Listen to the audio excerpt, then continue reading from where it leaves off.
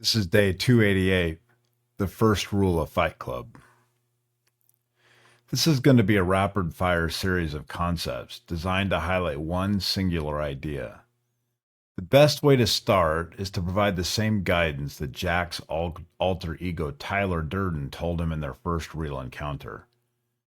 Tyler tried to teach him that in order for Fight Club to catch on, they had to create mystique, forge their identity through exclusivity, and protect the essence of the thing from outside scrutiny. Jack was amazed at how fast the Fight Club idea spread throughout the country. When something powerful is forming, its power is often in its secrecy.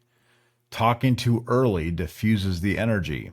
It invites interpretation, dilution, and resistance before the thing is strong enough to stand on its own. Secrecy creates in-group and out-group dynamics, heightening commitment among those that are in the know. Explaining a concept before it's fully formed can lock it into a form too early, or worse, kill it with unhelpful input. Chuck Palahniuk, author of The Fight Club, knew this instinctively. The power was not saying, it was in making people curious and letting action define it, not discussion.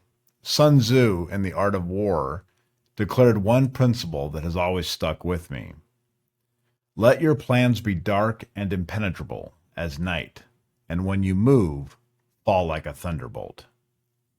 Sun Tzu emphasizes deception, strategic opacity, and the power of surprise. If your adversaries or even allies can't predict your actions, you maintain control and initiative. In business, this translates to stealth innovation, controlled messaging, and timing your reveal for maximum impact. A book that has been on my shelf forever is The 48 Laws of Power by Robert Greene. In this book, he outlines several laws. Interestingly enough, 4 of his laws repeat the same concept but in different ways. Law 3, conceal your intentions. Law 6, court attention at all times. Law 17, keep others in suspended terror, cultivate an air of unpredictability. And Law 30, make your accomplishments seem effortless. Each one of these laws is an entire chapter by itself, but Greene synthesizes historical anecdotes to demonstrate how power is amplified by mystique, restraint, and the manipulation of perception. The point is that over-disclosure weakens your position. Instead, control the narrative through selective truth and strategic ambiguity. Another great book on this topic is by Robert Cialdini. In 1984, he published Influence, The Psychology of Persuasion. I really do not hear much about this book that often, but it was a masterpiece in my opinion. The general idea is that people are more persuasive when they project certainty and vision rather than inviting scrutiny into their process. One concept that I took from this book and use frequently is his idea on scarcity.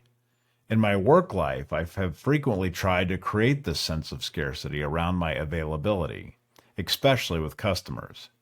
You would think that you should always be available at all times. However, that is not true.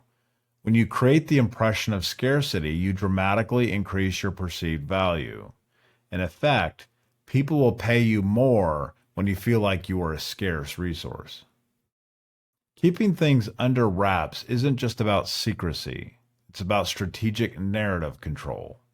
You direct attention where you want it, shape perception with intention, and protect the integrity of your vision from being diluted by complexity or even early criticism. When you show too much of the scaffolding, people mistake it for the structure. Let them marvel at the cathedral, not the construction site. So I will leave you with this final thought to remember this important principle by. The first rule of Fight Club is you do not talk about Fight Club.